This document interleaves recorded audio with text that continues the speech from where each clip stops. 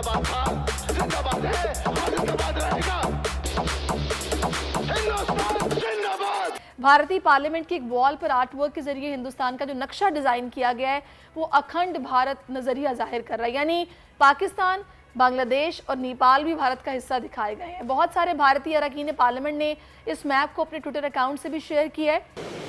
अच्छा, कि ये भारत आखिर चाहता क्या है। ये लोग कह रहे हैं जी हमने अशोक जो वो सल्तनत है उसका फैलाव दिखाया है, ऐसी कोई बात नहीं है कि हम ठीक है कि इंडिया अपनी इकोनॉमिक पावर होने की वजह से इस वक्त ये सारी हरकतें कर रहा है। अगर हम भी अपनी इकोनॉमी को ठीक कर लें तो यकीनन हालात बहुत बेहतर होंगे और इंडिया में हिम्मत नहीं होगी ऐसी हरकतें करने। जली ना, तेरी भी जली ना। फिर से एक भोंडा उन्होंने मजाक करने की कोशिश की है। चंद रोज पहले हिंदुस्तान की नई पार्लियामेंट की इमारत का इफ्तिताह हुआ था, लेकिन अब वहां कुछ ऐसा हुआ है जिसने पूरे खत्ते को तशवीश से मुब्तला कर दिया है। भारतीय पार्लियामेंट की एक वॉल पर आर्ट वर्क के जरिए हिंदुस्तान का जो नक्शा डिजाइन किया गया है वो अखंड भारत नजरिया जाहिर कर रहा है, यानी पाकिस्तान, बांग्लादेश और नेपाल भी भारत का हिस्सा दिखाए गए हैं। बहुत सारे भारतीय अरकान पार्लियामेंट ने इस मैप को अपने ट्विटर अकाउंट से भी शेयर किया है, जबकि बांग्लादेश की अपोजिशन जमातों और नेपाली हुकूमत ने इसकी मजम्मत की है। और अगर हम भारतीय वजारत ख़ारजा का मौक़िफ़ देखें तो वो ये कहते हैं कि पार्लियामेंट ने बनाया गया आर्ट वर्क दरअसल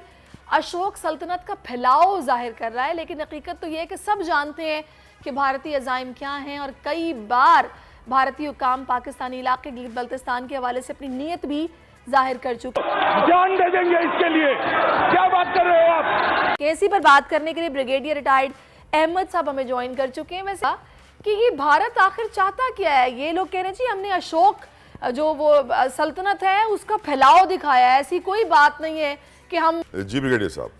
जी बिस्मिल्लाहिर्रहमानिर्रहीम, आपने बिल्कुल ठीक कहा। बीजेपी की जो सरकार है जिसको मोदी साहब लीड कर रहे हैं, उनका जो शुरू दिन से ही उनका एक अखंड भारत का जो कॉन्सेप्ट है जिसको कि वो अपने बाउंड्रीज को वो आगे बढ़ाना चाहते हैं, जिसमें कि नेबरिंग स्टेट्स उसमें शामिल है। तो अगर अशोक की पुरानी हिस्ट्री देखी जाए तो उसका तो ये अखंड भारत जब सब कॉन्टिनेंट से पहले हुआ करता था और ब्रिटिश राज के बाद ये जब तकसीम जब हुआ है तो उसको ये उसी नज़र से देखने की कोशिश करते हैं। और उसको उनकी कोशिश ये होती है कि हम किस तरह से बाकी जो हमारे आसपास के जो मुल्क हैं, अगर जोग्राफियाई तौर पे उनको अगर हम नहीं भी अंदर समो सकते हैं तो एटलीस्ट आइडियोलॉजिकली ये अपने इन्फ्लुएंस के जरिए उनको अंदर लिया जा सके। अब ये इंडिया की जो स्टेट है, बीजेपी की गवर्नमेंट जो है, ये आरएसएस से ऑफ कोर्स ये उसकी एक ऑफ शूट कह लें या उसकी सॉफ्ट फेस ऑफ जो आरएसएस को आप ले सकते हैं। और आरएसएस हम सब जानते हैं कि वो नाजीज़म को फॉलो करती है, जिसका मकसद जो है जर्मन्स की तरह के जिस तरह वो यूरोप में फैले थे और बाकी मुल्कों को उन्होंने कब्जा किया था, इसी तरह से ये भी उसी के पैरोकार हैं। तो लिहाजा आरएसएस के हिसाब से अगर देखा जाए आइडियोलॉजी तो इंडिया जो है वो स्टेटस को की स्टेट नहीं है, बल्कि वो हमेशा से एक एक्सपेंशनिस्ट स्टेट के तौर पे दुनिया में पहचानी जाती है। अब ये चीज़ जो है वो दुनिया में इस इतराक भी है। और आपको कुछ अर्से पहले मालूम होगा कि जब तक बीजेपी की गवर्नमेंट नहीं आई थी और मोदी प्राइम मिनिस्टर नहीं बने थे तो इनका दाखिला यूनाइटेड स्टेट्स में मना था। तो इनकी इसी आइडियोलॉजी की वजह से दुनिया में जहाँ पे कॉम्प्लेक्स इंटरडिपेंडेंस अब इतनी बढ़ चुकी है कि इस तरह के जो है वो चीज़ें नहीं हो सकती हैं, लेकिन उसके बावजूद बीजेपी आए दिन कोई ना कोई इस तरह की हरकत करती रहती है। अब पिछले दिन अगर आप देखें तो 28 मई को जब उन्होंने नई पार्लियामेंट की बिल्डिंग का जो इफ्तिताह किया था, उसमें अखंड भारत का नक्शा उन्होंने आवेदन किया अपनी पार्लियामेंट के अंदर, जो कि ये चीज़ को शो करता है कि किस तरह से ये लोग सोचते हैं और किस तरह से अपने जो नेबरिंग स्टेट्स हैं उनके इंटरनल अफेयर्स के अंदर या उनकी बाउंड्रीज के ऊपर नजर लगाए बैठे हैं।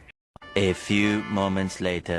तो अभी जिस तरह की बजट भी आप देखें, इंडियन डिफेंस जो बजट है वो जिस रफ्तार से बढ़ाए जा रहे हैं, तो ये एक खातर ख्वाह इस बात को इंडिकेट करता है कि वो किस तरह से अपनी मिलिट्री ताकत के जरिए, न्यूक्लियर पावर के जरिए और जो दूसरी एक्सपोर्ट कंट्रोल कार्टल्स में उन्होंने हिस्सा लिया और उसकी वजह से अब ये जो हाइपरसोनिक वेपन्स बना रहे हैं, हाइड्रोजन बॉम्ब की तरफ जा रहे हैं, तो उस बात तो सही है। अपने एक ताकत के नशे के अंदर अपने दूसरे ममालिक हैं जिनकी तिजारत या उनके लैंडलॉक होने की वजह से उस तरह से वो इफेक्टिव नहीं है दुनिया की पॉलिटिक्स इकोनॉमी के अंदर। तो ये इकोनॉमिक पावर बन के भी और अपनी फौजों की मदद से भी ये उन ममालिक को अपने जेर साया या अपने जेर कमान लाना चाहते हैं। तो अगर जोग्राफिकली अगर ना भी कर सके तो पोलिटिकली या आइडियोलॉजिकली उनको जेर असर लाएंगे। पाकिस्तान और चाइना एक वाहिद ऐसे मुल्क हैं कि जो इनको उनको रेजिस्ट कर रहे हैं, और पाकिस्तान खास करके जिसकी वजह से पाकिस्तान इंडिया की आंखों में हमेशा से जो है वो अटकता रहता है। और अगर आप देखें तो फिफ्थ जनरेशन वॉरफेयर के तहत वो पाकिस्तान को इस कदर कमजोर कर रहा है कि इसमें पाकिस्तान के आने वाले दिनों के अंदर खतर ख्वाह इसमें हमें परेशानी का जो एक सामना करना पड़ेगा। पाकिस्तान को ना सिर्फ हिस्सों में तोड़ना चाहता है, बल्कि अगर तोड़ा ना भी तोड़ सके इंशाल्लाह पाकिस्तान की रेजिडेंट आर्म फोर्सेस की वजह से, तो कम से कम अनरेस्ट इतना रहे कि वो पॉलिटिकली या इकोनॉमिकली इतना स्ट्रांग नहीं होगा। साफ नजर आता है। साहब, मेरे दिमाग में सोच ये आ रही है कि correct me if I am wrong, कहा जाता है कि भारत में बहुत सारी अलहदगी पसंद तहरीकें चल रही हैं। खालिस्तान का एहतजाज तो हमने लंदन में बहुत दफ़ा देखा है, दुनिया भर में हमने देखा है। एक तरफ अंदर से टूटती हुई हुकूमत और टूटता हुआ भारत, कमजोर होता हुआ भारत हमें नजर आ रहा है। दूसरी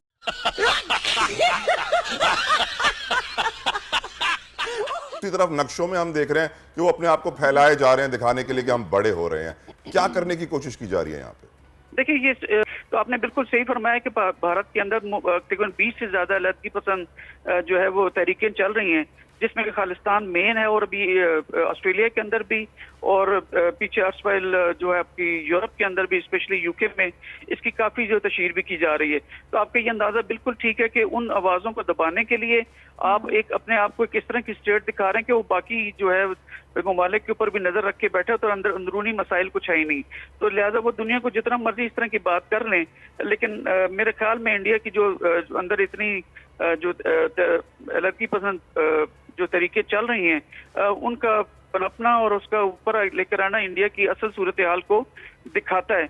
लेकिन वो फिर अपनी आर्म फोर्सेस की वजह से या अपनी दूसरी जो हरकत है, उनकी बीजेपी की जो एक स्ट्रेंथ है, वहाँ पे एक हिंदुइज्म या उसको सैफरॉन जो रेवोल्यूशन कहते हैं वो लोग, तो वो हिंदूज बाकी जितनी माइनॉरिटीज हैं उनके ऊपर जुल्म किए हुए, और उस जुल्म की वजह से उसको कोशिश करते रहते हैं कि किसी तरह दबाया जा सके। लेकिन मेरे ख्याल के अंदर अब ये आवाज जब उठनी शुरू हुई है, तो इसको इंडिया के लिए दबाना इतना आसान नहीं होगा। और पता तो है आपने बिल्कुल ठीक कहा। साथ में ये भी है ब्रिगेडियर साहब कि अभी वैसे तो ये कहा गया है कि जी अशोक जो दौर था उसकी हुकूमत को वाजे किया गया, इस नक्शे की इसलिए ये लगाया गया है, लेकिन दूसरी जानिब हम देख रहे हैं कि जो पार्लिमानी उमूर के वजीर हैं वो ये कह रहे हैं कि मकसद वाजे है, अखंड भारत, यानी वबांगे दोहल ये बात कर रहे हैं कि सिर्फ कवर करने के लिए इस तरह की बातें हो रही हैं। मकसद इनका एक है, एक प्रॉपर प्रोपेगेंडा किया जा रहा है और एक खास हुसूल के मकसद के लिए ये सब कुछ किया जा रहा है।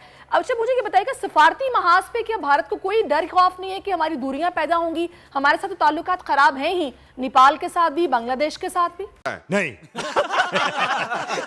इंडिया इस लिहाज से बहुत लकी है कि उसकी एक तो इकोनॉमी बहुत स्ट्रांग है, एक ऐसी इकोनॉमी है जिसके अंदर के आप जितनी यूरोपियन जो आपकी इंडस्ट्री है उनके तकरीबन 100 अरब डॉलर्स की आपकी वहाँ पे खपत होती है उनकी बनाई हुई मसनूआत की। तो जो उनको मंडी वहाँ मिली हुई है उसको किसी सूरत वो इंडिया को इस तरह से हालात में नहीं लेकर आना चाहिए दुनिया कि जिससे कि उनकी इकोनॉमी जो है बाकी यूरोपियन कंट्रीज की जहाँ पे इंडस्ट्रीज लगी हुई है वो अफेक्ट होती है। तो इनको एक बड़ा एडवांटेज है। Right, thank you so very much brigadier retired Minaz साहब, आपने अपना कीमती वक्त हमें दिया। लेकिन जो बात मैंने आखिर में आपकी डिस्कशन से कैच की वो यही कि इंडिया अपनी इकोनॉमिक पावर होने की वजह से इस वक्त ये सारी हरकतें कर रहा है। अगर हम भी अपनी इकोनॉमी को ठीक कर लें तो यकीनन हालात बहुत बेहतर होंगे और इंडिया में हिम्मत नहीं होगी ऐसी हरकतें करने की।